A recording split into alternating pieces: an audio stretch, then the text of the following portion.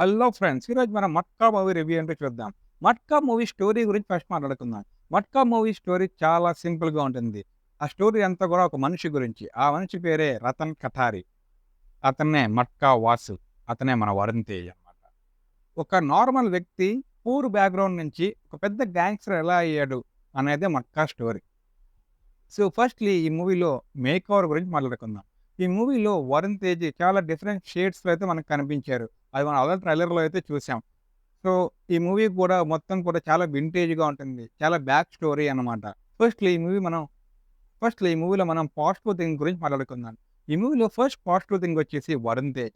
వరుణ్ తేజ్ తను చేసిన ప్రతి మూవీలో ఏదో ఒక డిఫరెంట్ కోణం ఉండాలని చెప్పి ట్రై చేస్తూ ఉంటారు. అలాగే ఈ మూవీలో కూడా డిఫరెంట్ కోణం ఉంది. అది ఏ రకంగా క్యారెక్టరైజేషన్ పరంగా అండ్ తన లుక్స్ పరంగా అయితే డిఫరెన్షియేషన్ డెఫినెట్‌గా అయితే ఉంది.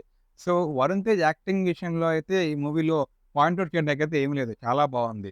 నెక్స్ట్ ఈ మూవీలో విజువల్స్ అండ్ గ్రాండ్‌గా ఉన్న సెట్‌లయితే చాలా బావున్నాయి. ఎందుకంటే ఈ మూవీ అంతా కూడా పాస్ట్‌లో జరిగింది. అంటే ఒక వింటేజ్ ఫీల్ తీసుకురావడం కోసం వాళ్ళు పడ్డ కష్టం అయితే స్క్రీన్ మీద డెఫినిట్‌గా నాకైతే 2000% కనిపించింది.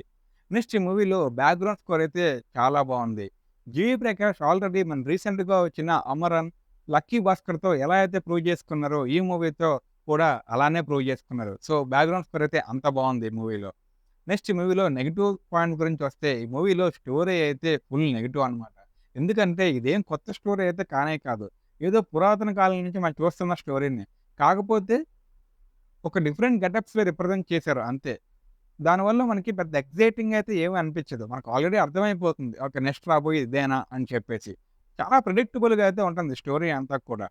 అండ్ స్క్రీన్ ప్లే కూడా చాలా ఇంట్రెస్టింగ్ అయితే అసలు ఉండనే ఉండదనమాట. ఈవెన్ ద స్టోరీ నార్మల్‌గా ఉన్నా స్క్రీన్ ప్లే బావుంటే మనకి చూసేటప్పుడు కొంచెం ఎక్సైటింగ్‌గా అనిపిస్తది. ఈ మూవీలో స్క్రీన్ ప్లే కూడా పెద్దగా ఏమీ ఉండదు. చాలా యావరేజ్‌గా ఉంటుంది స్క్రీన్ ప్లే కూడా. సో, దానివల్ల మనకి చాలా బోరింగ్ అయితే ఫీల్ అవుతాం సినిమా చూస్తున్నప్పుడు.